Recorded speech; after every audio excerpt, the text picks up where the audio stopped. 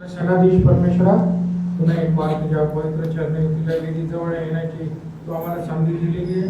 स्तुती करत आणि आनंदाचा गजर करत तुझ्या मंदिरामध्ये आलेलो तुझ्या वेदीजवळ येत आहोत आणि आमच्या बरोबर परमेश्वर तू बोल आणि आम्हाला परमेश्वर तुझे जे काही वचन आहे आणि तुझी जी काही इच्छा आहे आमच्याबद्दल ती तू पूर्ण करून घे, कारण का आम्ही जसे आहोत तसे तुझ्या हातात सापडत आहोत.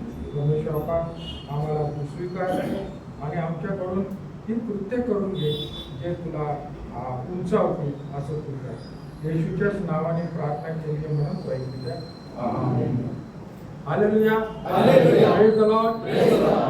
परमेश्वराची स्तुती असो की आपल्याला आता थोडी उघडीक मिळालेली, आपण सर्वजण इथे आलेलो आहोत आणि बहुसंख्येने आलेला आहात नाही का. मागच्या वेळेस तर फार थोडक होती उपस्थिती आणि पाऊस पण थांबला होता, पण पाऊस केव्हा पडेल काय सांगता येत नाही. तरी परंतु आपल्याला तयार राहायला पाहिजे प्रभूच्या आगमनासाठी. आणि जेव्हा प्रभूचं आगमन असतं त्यावेळेस आपल्याला माहीत नाही केव्हा येणार आहे तो, आणि आपण वाट पाहत असतो. आणि जर आपण वाट पाहिली नाही, जर आपण तिथं गंभीररित्या विचार केला नाही, पाहिलं नाही किंवा महत्त्व दिलं नाही त्या वचनाला, तर आपण नाश पाहू. यासाठी आपल्याला परमेश्वराच्या सानिध्यात राहायला पाहिजे. म्हणजे जितकं आपण त्याच्याशी कॉन्टॅक्टमध्ये राहू तेवढं आपल्याला कळेल की आपण कुठे आहोत, परमेश्वराचे मनोगत काय आहे. कारण का आपल्याला तारीख दिलेली नाही. बरेच लोक सांगतात तारीख आणि इतक्या वाजता तो येणार आहे, पण ते सगळं खोटं आहे. ते काय येणार, त्याने कधी कोणाला तारीख सांगितली नाही. म्हणून प्रभू येशू ख्रिस्त देखील म्हणतोय मला पण माहीत नाही, पण तिथेशिवाय एक गोष्ट कोणाला ठाऊक नाही. आणि अशा प्रकारे आपण फसू नये यासाठी आपण तयार राहायला पाहिजे नेहमी. पहिली महत्वाची गोष्ट जी मी आज तुम्हाला सांगू इच्छितो की प्रभू येशू ख्रिस्ताने म्हटलेले, जर तुम्ही मला उंचावाल मग मी सर्व मानव जातीला माझ्याकडे आकर्षून घेईन. ही महत्वाची गोष्ट आहे. म्हणजे जेव्हा तुम्ही मला गौरव द्याल त्यावेळेस मी तुम्हाला आकर्षून घेईन. कुठे? त्या वधस्तंभाजवळ घेऊन येईन जिथे येशूचं रक्त आहे आणि त्या रक्ताच्या द्वारे आमच्या पापाची शुद्धी होती. अशा प्रकारे प्रभू येशू ख्रिस्ताने आम्हाला सांगितलेलं आहे. परंतु बरेच वेळा आम्ही विसरून जातो या गोष्टी, आणि विसरल्यामुळे काय होतं की आमचा नाश होऊ शकतो. म्हणून प्रभूचे वचन कधीही विसरू नये, आपल्या अंतःकरणात कोरून ठेवा. ही मी तुम्हाला कळकळीने सांगत आहे. अशाच प्रकारे आपण एक पाहतो की परमेश्वराने आपल्याला एक गोष्ट सांगितलेली आहे, ती म्हणजे की योसेफ जो होता त्याला काय केलेले, मिस्र देशामध्ये विकलेलं होतं. परंतु जेव्हा तो त्याला त्याच्या वडिलाने याकोबाने चांगला कोट किंवा जगा शिवून दिलेला होता आणि तो हे कृत्य त्याच्या भावाला आवडलेलं नाही. भावामध्ये देखील मत्सर असतो, बहिणीमध्ये देखील असतो. परंतु ही चुकीची गोष्ट आहे. कारण का पित्याने सर्वांजवळ, माता पित्याने सर्वांना सारखं प्रेम करायला पाहिजे आणि त्याद्वारे भावामध्ये एक प्रकारचं आनंदाचं वातावरण राहील.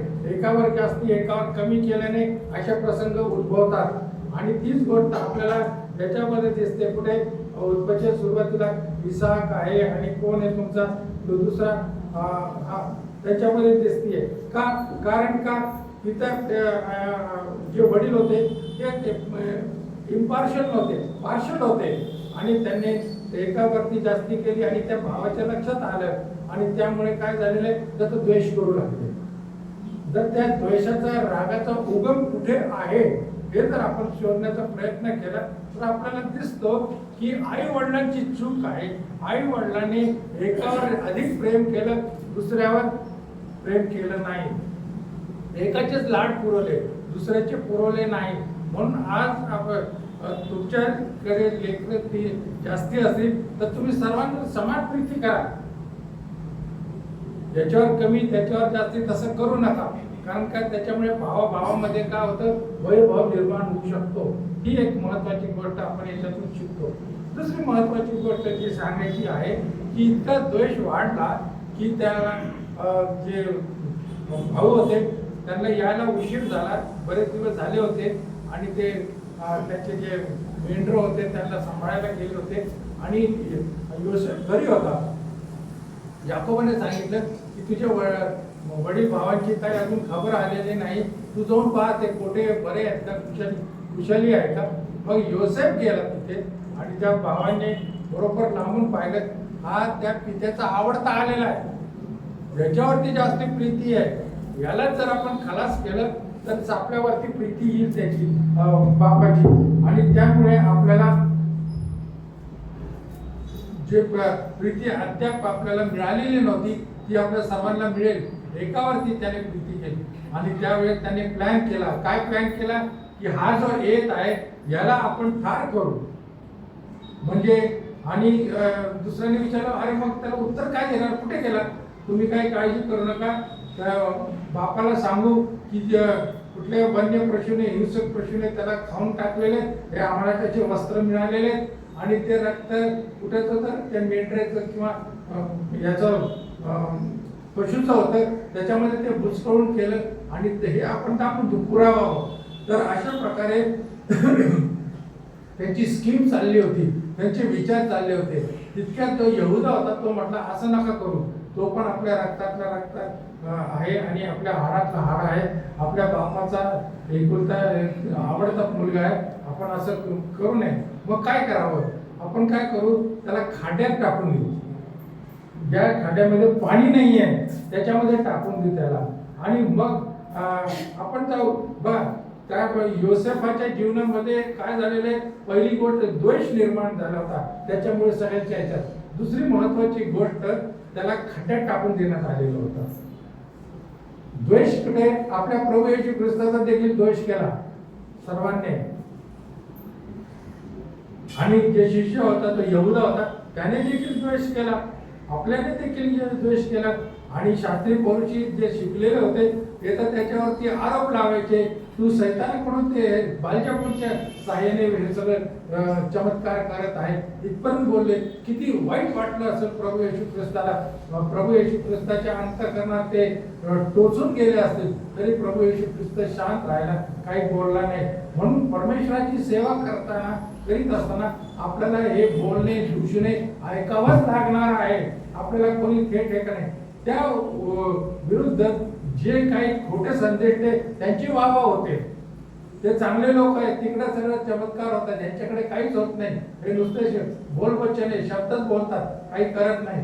प्रियानो, ही महत्वाची गोष्ट आहे. आणि ते तिसरी गोष्ट याच्यामध्ये सांगतो की जे देवाचे निवडलेले असतात ते बोलत नाही की मी देवाचा सेवक आहे, मी हे ते, परंतु ते परमेश्वर त्यांच्याकडून कृती करून घेतो, चमत्कार करून घेतो आणि मग त्या लोकांना कळतं की खरोखर हा देवाचा माणूस आहे. पण अशा वेळेस आपल्याला सावध राहायला पाहिजे. आपण कुठेही बघतो तो देवाचा माणूस आलेला आहे, तिथे जाऊ, तो देवाचा माणूस आहे त्याच्याकडे जाऊ, त्याच्याकडे आरोग्य प्राप्त होईल, हे होईल ते होईल, आपण इकडे तिकडे सैरावैरा धावत बसतो आणि आपल्याला कळतं की खरा कोण आहे. आता तुम्ही पार्टी जर तुम्ही बघितली त्यांची, जर आपल्या इथं मीटिंग होणार असेल तिथं येतात देवाचे प्रसिद्ध संदेश ते, great prophet of God is coming to your city, स्वतः बोलतात. आणि आपण तिकडे जातो, विश्वास ठेवतात त्यांच्यावर, येशू ख्रिस्ताला पाठ दाखवतो आणि तिकडे जातो.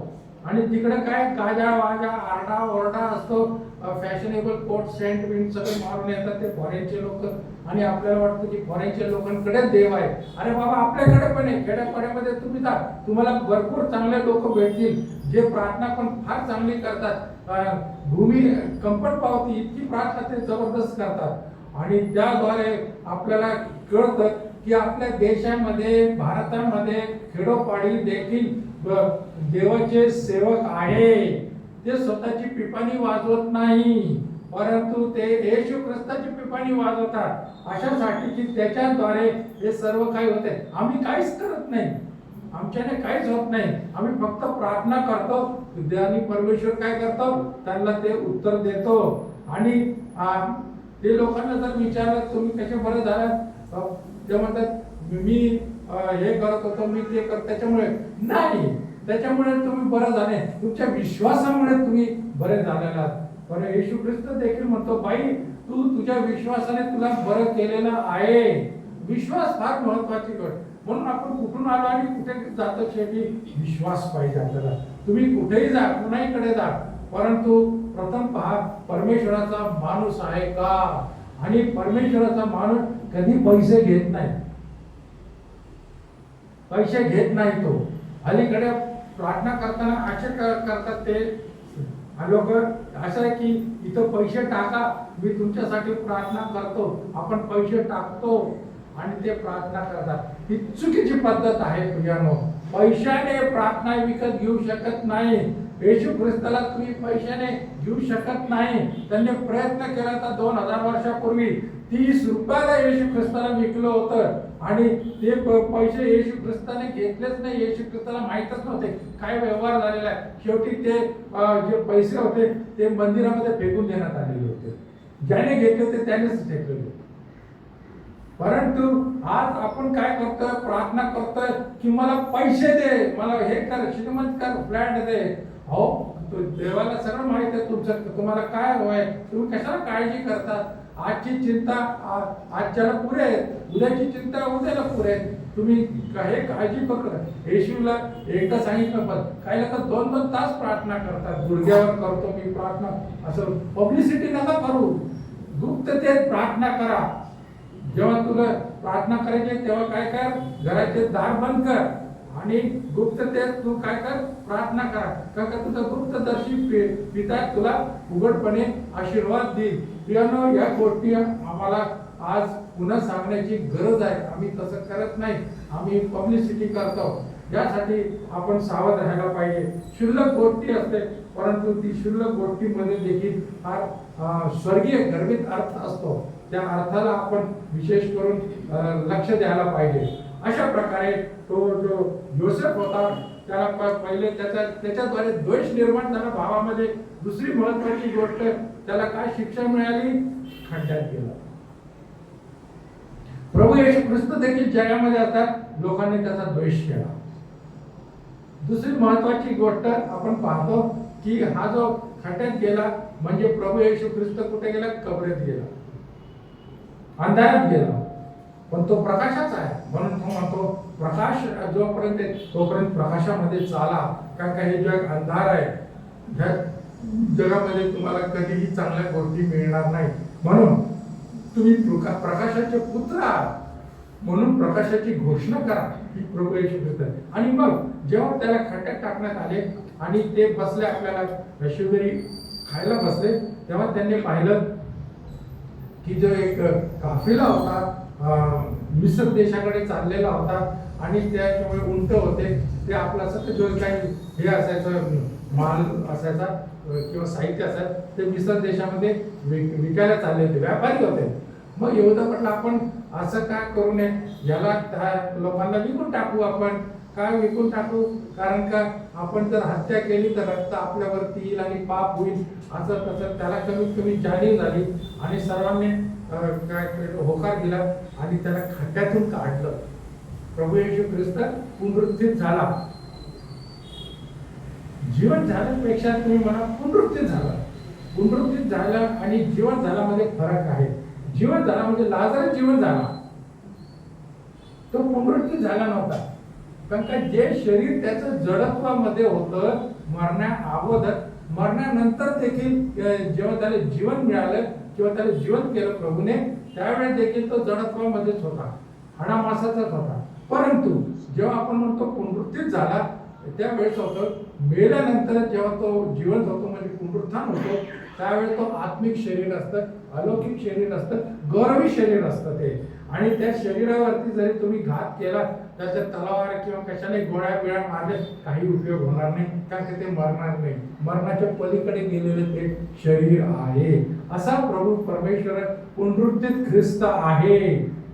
तो जीवन पुनरुत्थानाच्याद्वारे जीवन ख्रिस्त आहे. आणि असा हा प्रभू येशू. आणि त्या योसेफाला तिथून काढलं आणि त्याला 30 रुपयाला विकलं. 30 रुपये म्हणजे गुलामाची किंमत होती, गुलामाची. प्रभू येशू ख्रिस्ताची किंमत काय केली आम्ही, गुलाम. कोणी केली, त्याच्या शिष्याने केली होती. इथं पण त्याच्याच भावाने केली होती. एकाच रक्ताचे होते बापाकडून, ते देखील त्यांनी तीच गोष्ट केली. आणि येशू ख्रिस्ताच्या जी योसेफाची देखील तीच गत झाली. बिचाऱ्याला त्रास झाला आणि तो कुठे गेला? त्या खड्ड्यातून कुठे गेला? मिसर देशात गेला.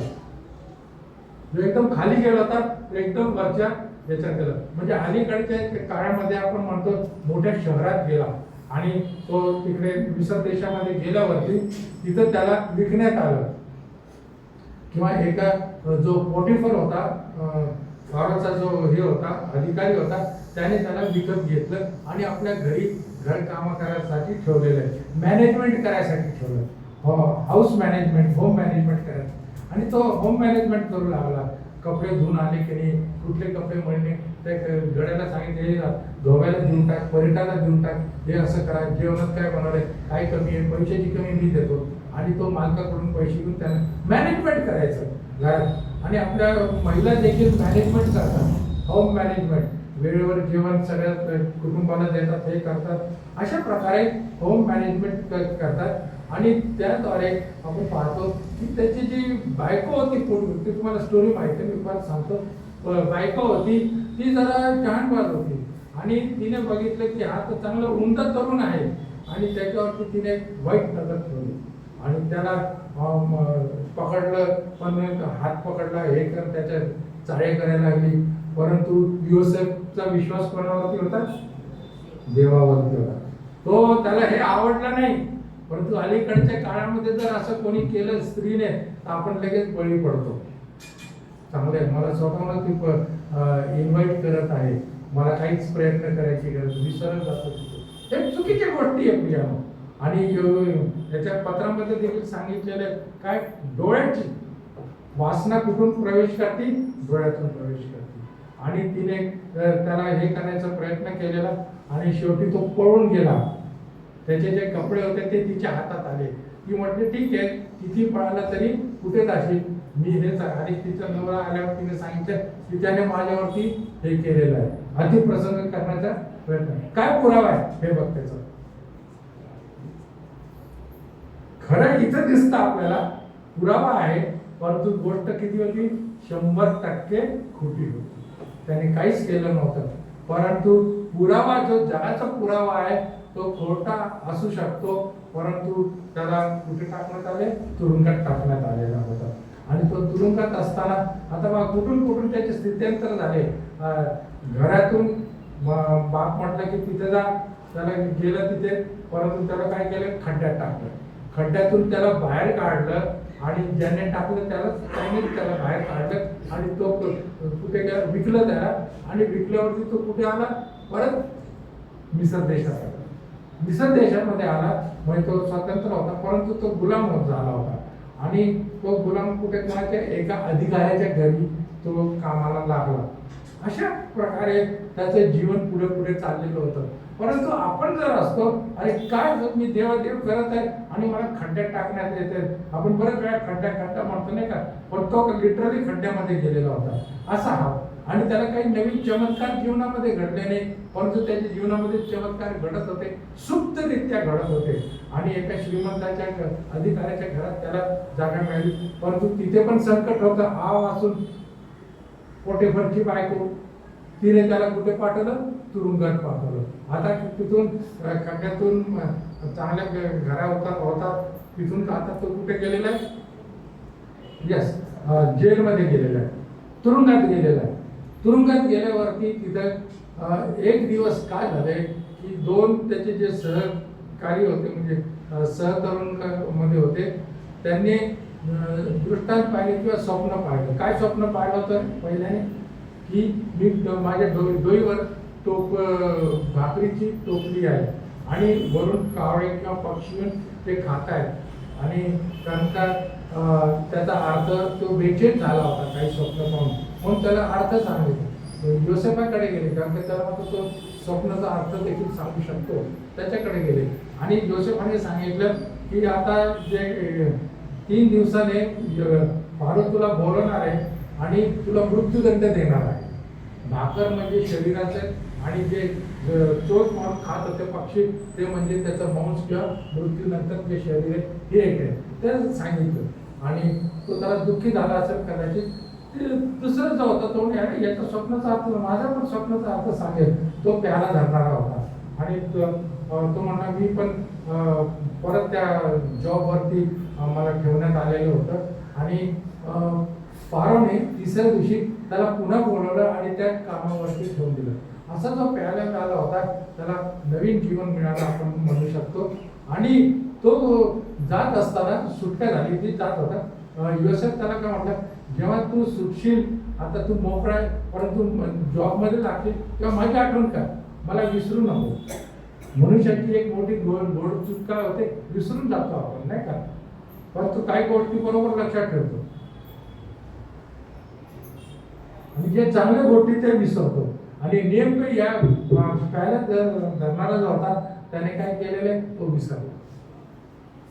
विसरल्यावरती हा जो योसेफ होता तुरुंगातच होता, परंतु आता फारोला स्वप्न पाडलं देवाने. आतापर्यंत कोणाला, ते तुरुंगात जे होते त्यांना स्वप्न पडले होते. त्याच्यामुळे याची प्रसिद्धी झाली की आज स्वप्नाचा अर्थ सांगणार आहे योसेफ. परंतु आता याच्यातून तुरुंगातून कसा निघणार, खड्ड्यातून निघाला, तुरुंगात पडलेला, आता तुरुंगातून कसा निघणार, त्यासाठी परमेश्वराची योजना होती. ती योजना कसं बाहेर करणार, फायटिंग करून करणार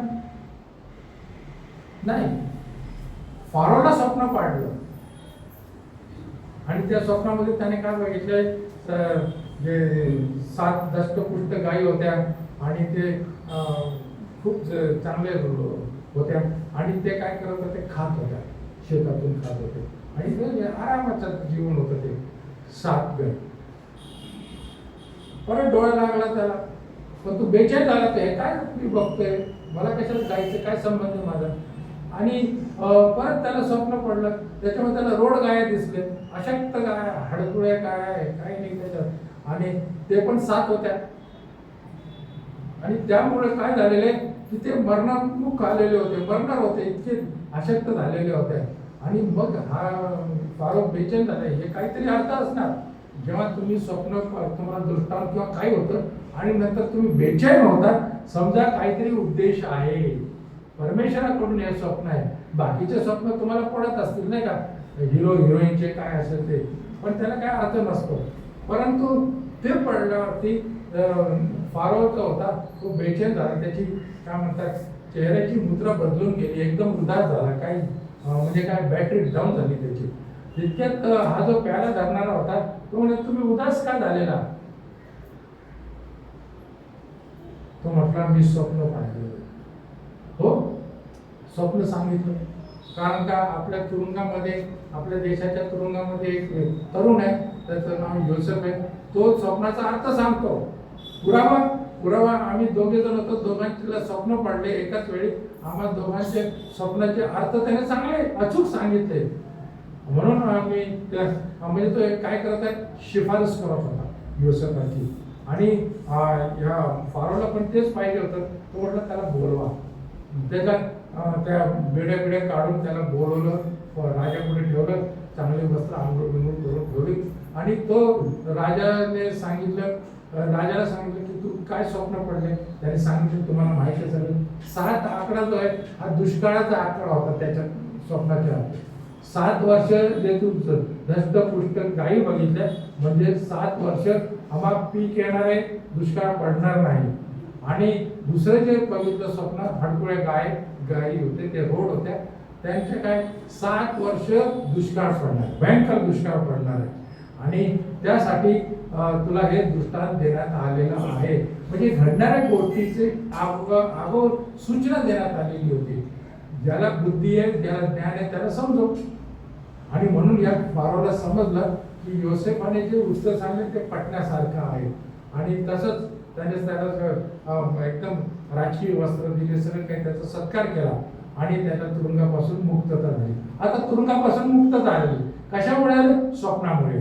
स्वप्न कोणाला पडलं? फारोला पडलं. बघा कसं परमेश्वर योजना पद्धतीने त्याला राजाच्या जवळ बसवलं. तसं नसतं तर राजाजवळ जाणं अशक्य होतं. याची परवानगी घ्या, त्याची परवानगी घ्या, सगळं. पण याला डायरेक्ट राजाच्या बरोबर बसवण्यात आलेले आहे. आणि तो बसला असताना आपण पाहतो की फारो काय म्हटलं, तूच कारभार सांभाळ सगळा. आणि त्याने बरोबर आपलं जे मॅनेजमेंट स्किल होतं त्याचं ते त्याने वापरलं आणि पहिली 7 वर्ष जे चांगलं पीक आलं ते सगळे साठवून ठेवले, गोदामात ठेवले आणि इतकं पीक होतं चांगलं की ते जवळजवळ 7 वर्षाच्या वर टिकेल. आणि आज देखील पिरामिड आहे तिथे मिसरमध्ये. तुम्ही जर मी बनवलेल्या स्लाईड बघितल्या होत्या असतील, त्याच्यामध्ये ते पिरामिड आहे तिथे. असं वर जायचं, मग परत आत यायचं, मग अशा पायऱ्या आहेत आणि खाली ते सगळं पिकाची साठवण केली होती, धान्याची साठवण केली होती. तर अशा प्रकारे आपण पाहतो की मिसर देशामध्ये खूप अन्नाची रेलचेल झाली आणि त्या रेलचेलीमध्ये त्या दुष्काळाचा जो होता परिणाम तो एवढा जाणवला नाही मिसरी लोकांना, परंतु जे आजूबाजूचे देश होते, गाव होते, शहरं होते त्यांना जाणवलं आणि ते लोक इथे धान्य विकत घ्यायला यायचे आणि ते विकत घ्यायला आल्यावरती त्यांना पैसे द्यावे लागायचे आणि तो त्यांना त्याप्रमाणे द्यायचा. आता हे जे भावांचा आणि योसेफाचा जो काय दुरावा झाला होता पूर्णपणे बरेच वर्ष झाले होते, पण आता जो योसेफ होता तो तिथे मेन होता आणि योसेफाच्या परवानगीशिवाय पान देखील हालत नव्हतं. फारो म्हणायचा मला काहीच माहिती, त्याला विचारा. आणि तो तिकडे आपला आरामात राज्याच्या सिंहासनावरती बसलेला होता. आणि त्यावेळेस आपण पाहतो की योसेफाने पाहिले त्याचे भाऊ येत आहे आणि तो भाऊ येत आहे, तर त्याने काय केलं असतं, आपण असतो तर आपण काय केलं असतं, बदला लूंगा, तुझे छोडूंगा नाही, तुझे याद रखूंगा. पण तो काय म्हटला, काहीच बोलला नाही. उलट त्यांना धान्य दिलं आणि ते पण इतकं धान्य दिलं, शिवशीट भरून दिलं त्यांना. आणि त्यांना ओळख दिली, तुम्ही तुमचा भाऊ आहे ज्याला तुम्ही विकले होते 30 रुपयाला, तो भाऊ आहे.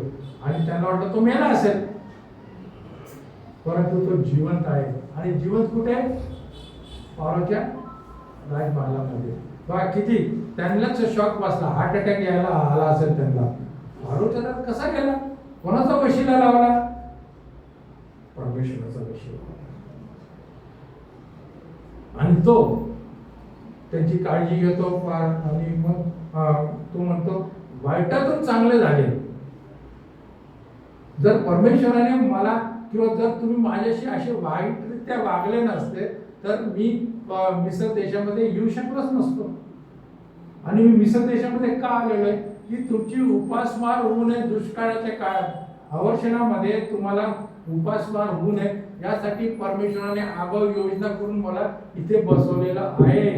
तुम्हाला जितकं पाहिजे तितके द्या.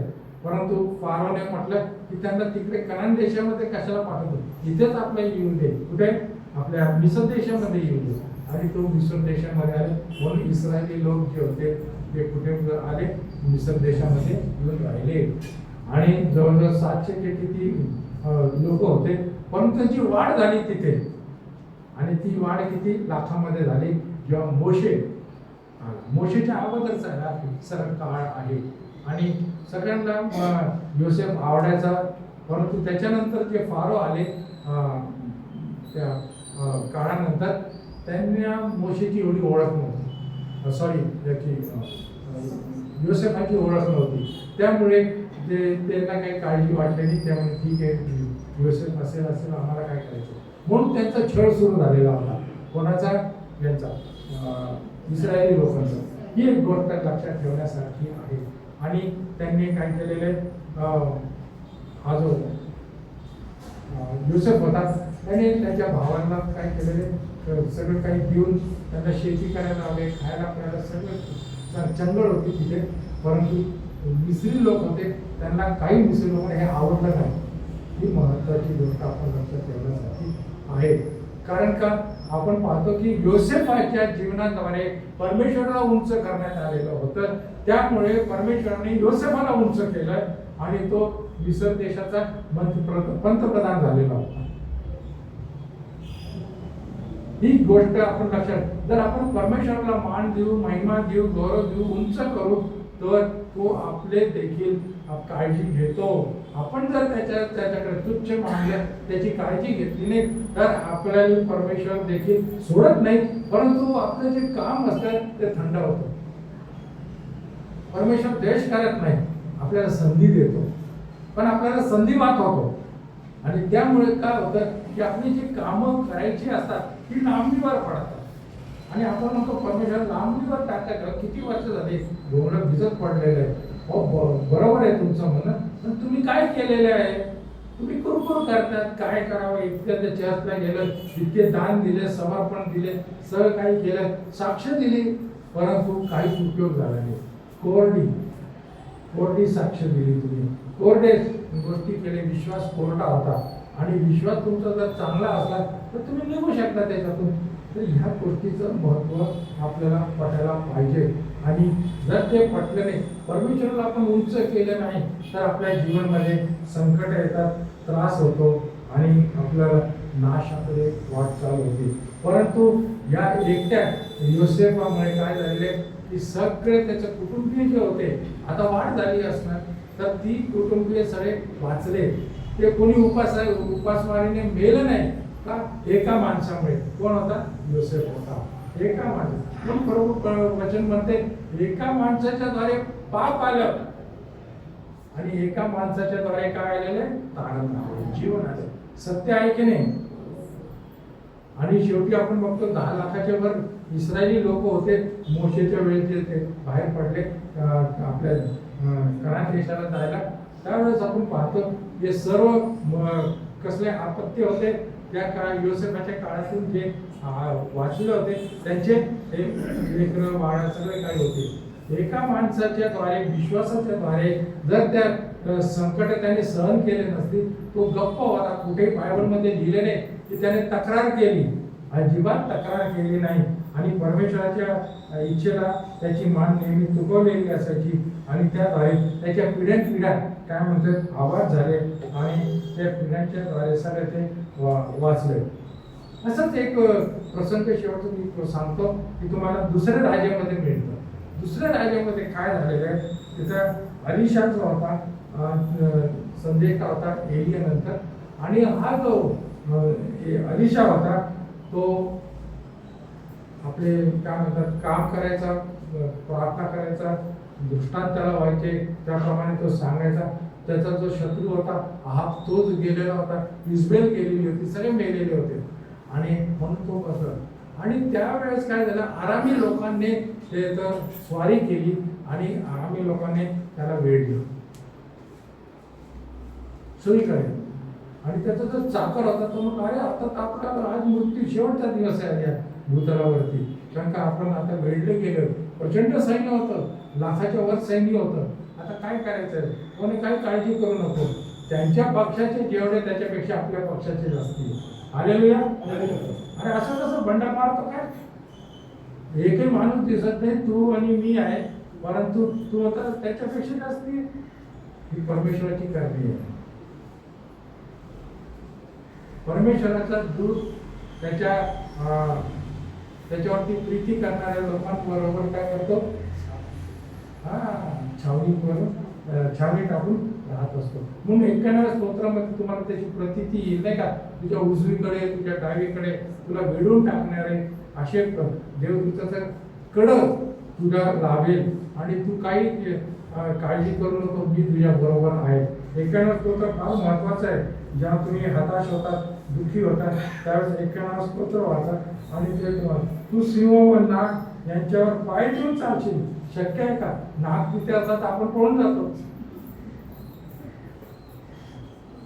लांब पळून जातो का? कारण का तो कधी येईल, काय येईल, काय झडप मारेल आपल्याला माहिती. सिंह तर आणखी डेंजर.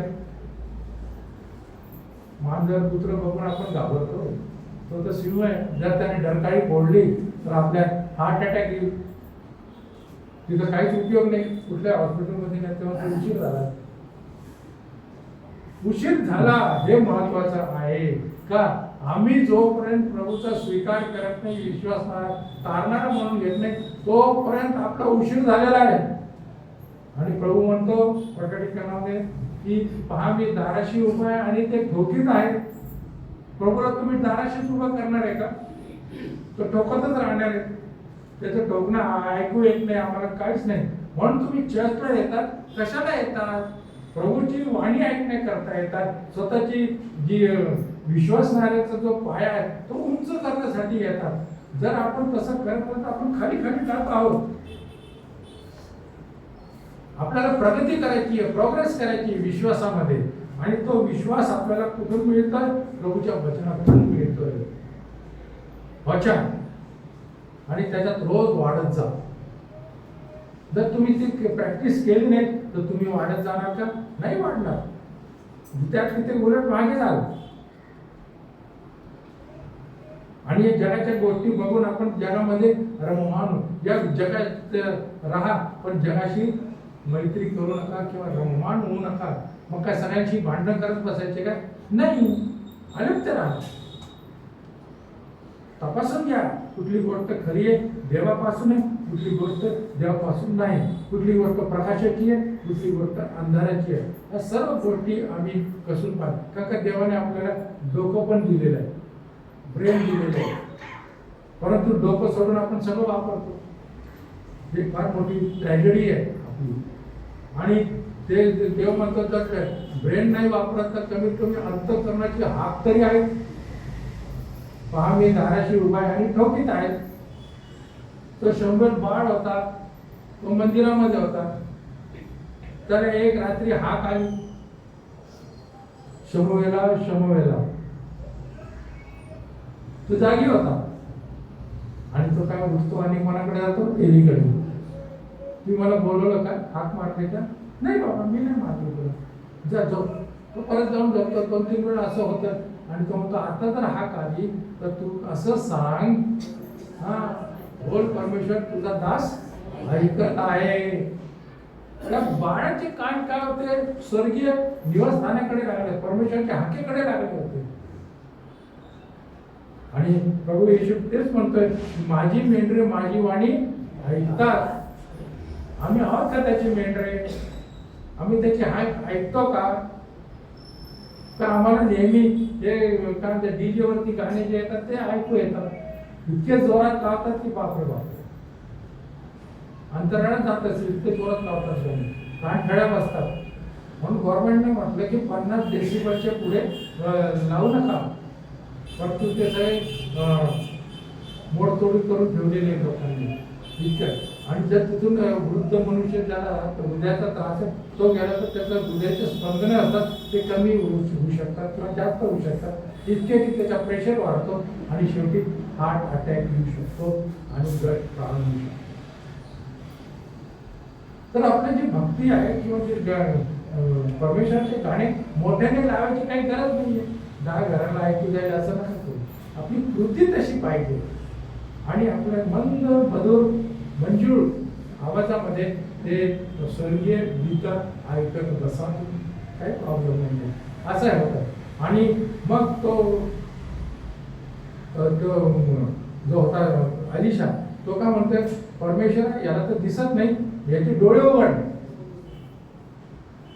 आणि त्याने परमेश्वराने कृपा केली आणि याचे दुष्ट संदेश त्याचे प्रभू लगेच ऐकतो नाही का?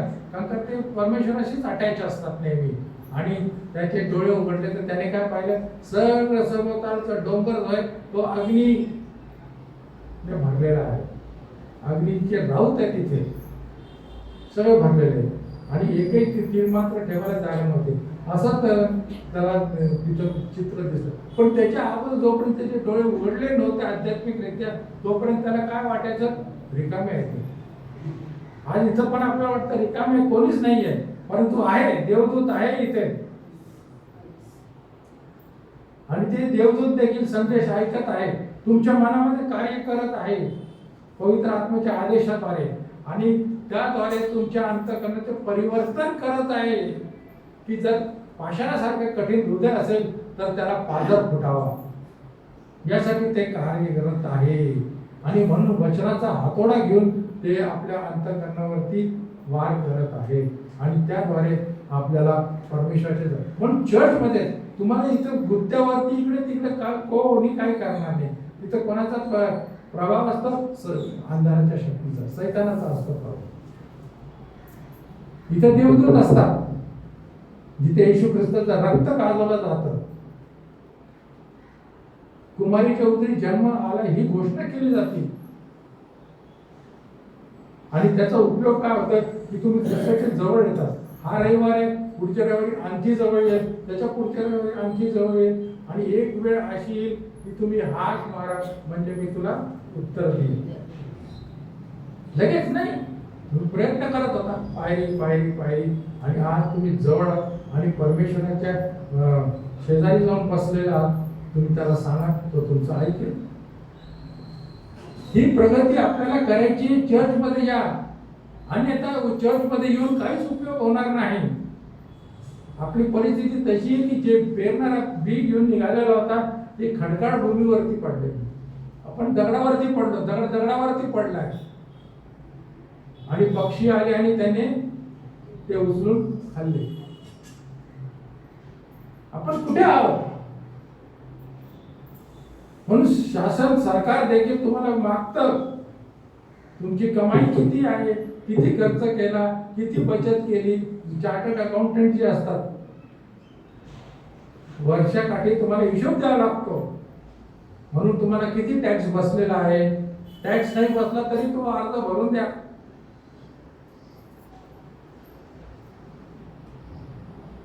आणि हाच हिशोब आपल्याला न्यायाच्या दिवशी द्यावा लागणार आहे.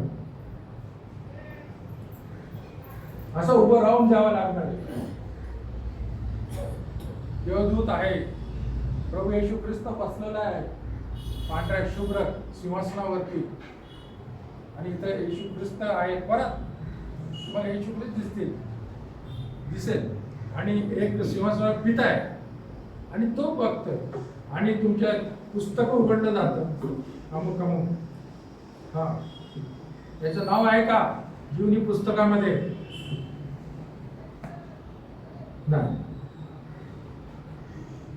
कुठे जा? डावीकडे जा. हे दुसरं पुस्तक, एका व्यक्तीची दोन पुस्तकं. दुसरं पुस्तक याने काय काय केलेले, चांगले कामं केलेले त्याबद्दलचे अहवाल असतो त्याच्यात. त्याने हे केलेलं, त्याने ते केलेलं आहे, सगळं चांगलं केलेलं आहे.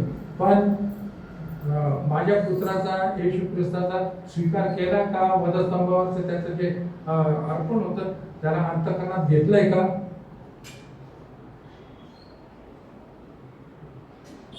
दुसऱ्यांदा डावीकडे जा. आणि त्यावेळेस काय होतं की डावीकडे म्हणजे कुठे? नरकात. नरकामध्ये जीवन आहे, मोठे ना बोला नाही आहे जीवन. एक तर देहामध्ये तुम्ही मेला, पहिलं मरण. दुसरं आत्मिक मरण आहे, ते कुठे? नरकामध्ये. दोन मरण आहे. जर येशूचा स्वीकार केला नाही तर दोन मरण आहे. जर येशूचा स्वीकार केला असेल एकच मरण आहे. म्हणून एकदाच जीवन, एकदाच मरण, आणि मग न्याय. न्यायामध्ये आपण जर सुटलो तर आपल्याला जीवन आहे. फार महत्वाचं. आधी नम्रता, मग मान्यता.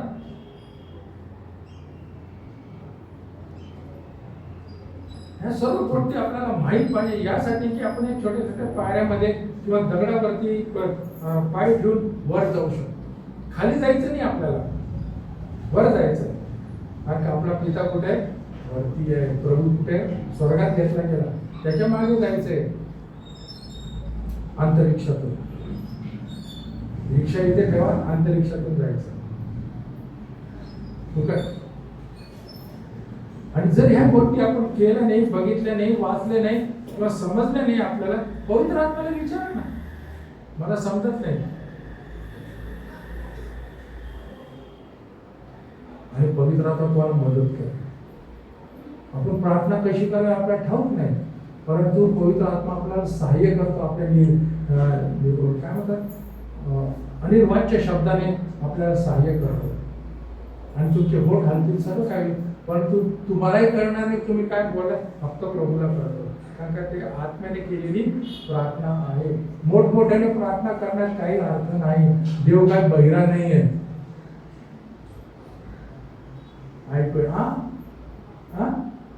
अजून मोठ्याने. काही गरज नाही. देवाला सगळं तुमचं अंतःकरण ओळखतो तो. ओळखतो की नाही? तुम्ही मागण्या अगोदर मला माहित आहे की तुम्हाला काय गोष्टी हव्या आहेत, आणि व्यर्थ रिपीट किंवा बडबड करू नका प्रार्थनेमध्ये, असं प्रभू सांगताय. आणि मी तुम्हाला पण एक गोष्ट सांगितलं की प्रभू काय करतात, दुसऱ्यांसाठी अगोदर प्रार्थना करायचा. तुम्ही दुसऱ्यासाठी प्रार्थना करा, मग तुमच्या प्रार्थना तो ऐकतो. कारण तुम्हाला इतरांची काळजी आहे. जो स्वतःवर प्रेम करतो तो माझ्या उपयोगाचा नाही. येशूने केले का स्वतःवर प्रेम? नाही केलं. त्याने सरळ देवाच्या पुत्राने जगावर एवढी प्रीती केली, त्याने आपल्या एकुलते पुत्र दिलेला आहे. कधी कधी रात्री घाबरून उठतो आपण, बऱ्याच वेळा काय होणार आहे आता, नाही का, शेवटचं काय संपलं काय. नाही, त्यासाठी तुम्ही तयार पाहिजे. प्रभू रात्री आला, केव्हा मी गाढ झोपत असत तरी आला, तरी मी प्रभू बोलतो जाएंगे हम यीशु के साथ. कशाने जाणार? आत्मा. जीवात्मा प्रभूकडे जाईल. तुमचे वस्त्र मी सांगतो देह खाली पडलेला असेल, बिछाण्यावर झोपलेला आहे. मी दरवेळेस सांगतो, जे कपडे होते, नाईटी असा, कुठले सूट असेल, गाऊन असेल, तो तिथे पडलेला असेल खाट्यावर, तुम्ही गेलेले असेल. घरचे बघतील काहीच नाही, कुठे गेलं, गोधडी ब्लँकेट वर केलं, रिकामी आहे. नुसतं शर्ट आहे जे परवा घेतलं होतं आपण वाढदिवसाला, त्याच्यावर तेच पडलेले तिथे. आणि वर केक केलं की तुम्ही आठवण करू का, माझं शर्ट होतं 10,000 रुपयाचं, इम्पोर्टेड, ते राहिलं ना. म्हणून सर कोण म्हणतो, जगाची जी गोष्टी आहेत मी त्याला व्यर्थ समजतो. म्हणजे हिराची अंगठी होती, गाडगिरांकडून परवाच बनवून आणली होती, 10 तोळ्याची. प्रभूला 10 तोळे काय किती सोनं असलं तरी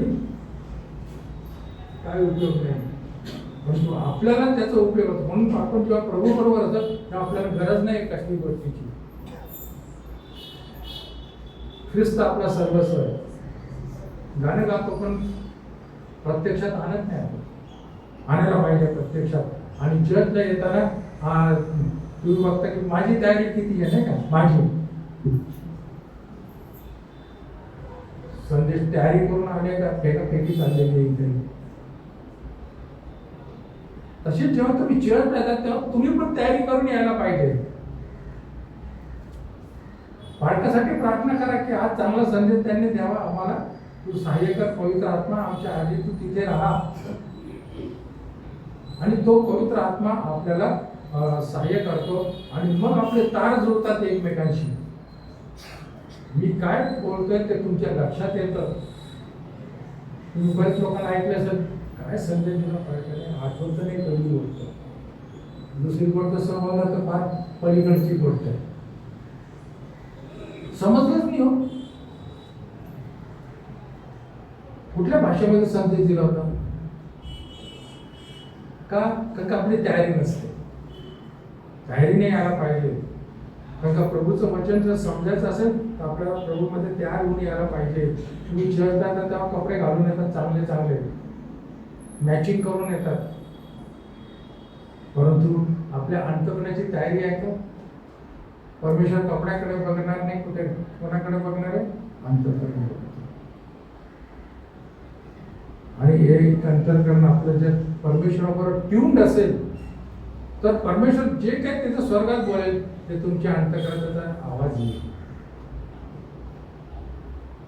म्हणून संदेश ते बोलायचे, परमेश्वर बोलला आहे ते मी ऐकून घेईल आणि तेच सांगेल, दुसरी कुठली गोष्ट सांगणार नाही. आता परमेश्वराचं बोलणं म्हणजे काय, एक हे झालेलं आहे, फॅशन झालेली आहे. परमेश्वर माझ्याशी बोलला आणि त्याने असं असं सांगितलं, ते असं झालं. अरे तू केव्हा बोलला, कधी बोलला तू? परमेश्वर अशा गोष्टी सांगणार आहे का? तुला एक भाऊ सूट देणार आहे, एक भाऊ फ्लॅट देणार आहे. फ्लॅट पण या गोष्टी तुम्हाला सगळं मिळतील, फक्त पहिलं परमेश्वराचे राज्य शोधा. ते नाही शोधत तुम्ही हरून जा जगामध्ये. स्वर्गीय राज्य शोधा. परमेश्वर करो तुम्हाला सर्व काही आशीर्वादाने भरो. परंतु इतर प्रार्थना कशासाठी करा? पैसे मिळण्यासाठी करा, हे याच्यासाठी करा, त्याच्यासाठी करा. जे की भौतिक गोष्टीसाठी आपण प्रार्थना करायला लावतोय. पण प्रियानं कधी सांगितलंय की माझ्या शेजाऱ्याचे तारण व्हावं याच्यासाठी प्रार्थना करा, हे करा, ते करा. बघा तुम्ही घरी गेल्यावर तुमच्या मनासारखं.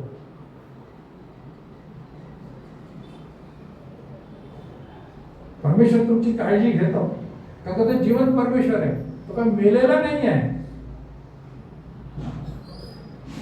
तुम्ही कुठल्या पुरलेलं जे गोष्ट त्याला काय म्हणतो प्रेताकडे जाऊन प्रार्थना करत नाही तुम्ही. कब्रस्तानमध्ये गेला तर काय असतं तिथे? कब्र असतं. कबरेच्या आत काय असतं? हाडं असतील. काय काय हाडं आले? कारण प्रेत होतं, ते मेलेलं होतं. काही लोक जाऊन तिथे गप्पा मारत बसतात. कसं काय रे तू होता तर बरं होतं, सगळी सोय व्हायची, आता काही सोयीचं अवघड झालेलं आहे, कधी येशील तू? आता तो कशाला येणार? तर मी तुझ्यासाठी नवीन कपडे घेतो, आपण चर्चला जाऊ. आता काहीच उपयोग नाही, वेळ निघून गेली. वेळेचं महत्व आहे.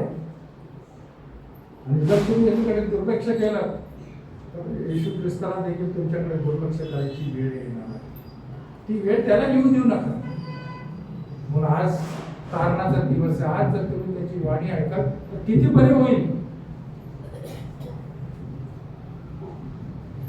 जगाच्या गोष्टी ऐकतोय आपण, ऐकतो, परंतु परमेश्वराच्या गोष्टीकडे दुर्लक्ष करतो.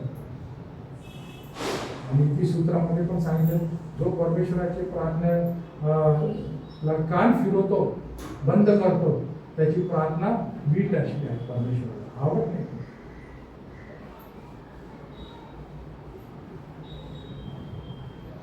तर आपण प्रार्थना करू. आणि योसेफाची आणि त्याच्या भावाची भेट झाली मिसर देशामध्ये, नाही का? ते कशासाठी आले? ते अन्नधान्य घेण्यासाठी. कारण का अन्नधान्य खाल्ल्याने काय होतं? आपलं जिवंत राहू शकतो आपण. तसेच आपली भेट येशू ख्रिस्ताबरोबर होणार आहे. आणि त्याच्या मुखातून निघणारे वचन अन्न धान्य म्हणून आपण खाणार, का आपण जिवंत राहू. हालेलुया. आपण त्या राहूया की आपली भेट येशू बरोबर. आपण प्रार्थना, हे प्रभू परमेश्वराला मनापासून फिरून एक बार उपकार मानतो. आज येशू ख्रिस्ताच्या वधस्तंभाला आम्ही उंचावत आहोत, अशासाठी की परमेश्वरा तू आमच्यासाठी आमचे सर्व पापाचे ओझे घेऊन, जगाचे पापाचे ओझे घेऊन तू वधस्तंभावर गेलं आणि स्वतःचं रक्त सांडलं. जे रक्त पवित्र होतं, स्वर्गीय रक्त होतं, ते आम्ही जमीन मातीत मिळून टाकलेलं परमेश्वरा, कारण का आम्ही दुर्लक्ष केलं त्या रक्ताकडे. आणि परमेश्वरा आज पुन्हा क्षमा मागतो की आमच्या सर्वांसाठी परमेश्वरा तू आज स्वतःला पुनरुत्थित करून स्वर्गामध्ये आहे. तू प्रार्थना ऐकणारा देव आहे, तू जिवंत देव आहे. आणि देवा आज आम्ही प्रार्थना करतो, आमचे शेजारी पाजारी सर्व काही आमच्या शत्रूंसाठी आम्ही प्रार्थना करतो परमेश्वरा. त्यांच्या मनामध्ये आमच्याबद्दल द्वेष आहे, तो द्वेष आम्ही काढू शकत नाही. द्वेषाला द्वेष वाढीस लावतो. परंतु आज या क्षणी तुझ्या पवित्र चरणी लीन नम्र होऊन तुझ्या पवित्र चरणातून ठिबकणारं प्रत्येक तुझ्या रक्ताचा थेंब आम्ही आमच्यावर, डोक्यावर, मस्तकावर घेतो. तू कृपा करून त्यांच्या विचारातून, त्यांच्या हृदयातून, त्यांच्या सर्व शरीरातून आमच्याबद्दलचा द्वेष तू काढून टाक परमेश्वर. त्यांच्यामध्ये चांगल्या विचारांची उकळी येऊ दे. आणि विनंती करतो परमेश्वर, जे भाऊ बहीण परमेश्वर ज्यांना आज आर्थिक समस्या आहे, आम्ही आर्थिक समस्या तुझ्यावर सोपवतो. आम्ही मागत नाही, परंतु तुला जे काही द्यायचं तू दे. कारण जे तू देणार आहे ते चांगलंच देणार आहे, काही वाईट देणार नाही परमेश्वर. आणि आम्हाला जितकं पाहिजे तितकंच देणार आहे. आणि त्याच्या पलीकडे तू देऊ नको, कारण का आमच्यामध्ये मनामध्ये वाईट विचार येतील, आमच्यामध्ये लालूच निर्माण होईल आणि त्याद्वारे आम्ही तुला विसरू. परंतु तुला विसरण्यापेक्षा आम्ही विनंती करतो की आम्हाला जितकी गरज आहे तेवढंच तू दे. आणि आज प्रत्येक भाऊ बहिणींना जे लेकर आहेत, पोटची पड आहेत, त्यांचे जे शिक्षण आहे त्यांचं शिक्षण व्यवस्थित पार पाडावं. आणि गव्हर्नमेंटच्या फ्री शिफ्ट जे आहे आणि जे काही गरजवंतांना परमेश्वरा जे काही तू सवलत दिलेली आहे ती सवलतीचा उपयोग करून त्यांनी ते शिक्षण पूर्ण करावं. शिक्षणाकडे दुर्लक्ष करू नये. आणि परमेश्वरा ही शिक्षण तू दिलेली मोठी देणगी आहे. याद्वारे परमेश्वरा तुझ्या लेकरांचं शैक्षणिक पातळी उंच होईल असं तू कर. आणि मोठे होऊन ते परमेश्वरा शासनाचे आणि इतर ठिकाणी अधिकारी म्हणून ते नेमले जातील. प्रत्येक परीक्षेमध्ये त्यांना तू यश दे, कारण का त्याने अभ्यास केलेला आहे. मी म्हणत नाही की अभ्यास न करता त्यांना तू यश दे, पण तू अभ्यास करून त्यांना तू यश दे आणि तू तुझ्या वरिष्ठांच्या पातळीवरती त्यांना बसव. त्याद्वारे सगळ्या कुटुंबाचा लाभ होईल आणि कुटुंबाची पातळी स्टँडर्ड ऑफ लिव्हिंग राहणमान परमेश्वरा ते उंचावेल असं तू कर. आणि मंडळीचे ते पाईक होती ही विनंती आज तुझ्याजवळ करत आहे. आज येशूचं रक्त आम्ही घेतो स्वतःवरती. परमेश्वरा तू आज आमच्या परमेश्वरा अभिषेक ते पवित्र आत्म्याच्या द्वारे, कारण का आम्ही दुष्ट आहोत आणि आम्ही काय मागावं तर आम्हाला कळत नाही. आणि आम्हाला जे करायचं पाहिजे करायला पाहिजे ते आम्ही करत नाही, पण जे करायचं नाही तेच नेमकं आम्ही करतो, ज्याच्यामुळे तू दुखावला जातो. आणि आम्हाला परमेश्वरा त्याबद्दल खेळ होत आहे, पण तू आज खेळ होत आहे. आम्हाला परमेश्वरा क्षमा कर. आणि तुझ्या पवित्र सानिध्यात राहण्यासाठी आमचे सर्व प्रियजन जे ख्रिस्ती इतर आहेत त्यांना देखील आम्ही तुझ्याकडे आणतो की तू त्यांच्या देखील पापांची क्षमा कर आणि त्यांना तू कळावं. म्हणून तुझे जे संदेश ते आणि परमेश्वरा जे सेवक आहेत जे घरोघरी जाऊन तुझी सुवार्ता सांगतात त्यांच्या सुवार्ता जी सांगायची आहे जे सांगण्याची सुवार्ता प्रभावी ठरावी असं तू कर. पुन्हा एक बार आज जे भक्त तुझ्या मंदिरामध्ये आलेले आहेत त्यांच्यावर तुझा पवित्र आत्म्याचा वर्षाव होऊ दे ही विनंती तारणारा येशू ख्रिस्त याच्याच नावाने करतो. आणि तुला विनंती करतो की आमची भेट तू जेव्हा येशील सर्वांची भेट येशू ख्रिस्तामध्ये होऊ दे अशी विनंती येशूच्याच नावाने केली म्हणून तो ठीक आहे.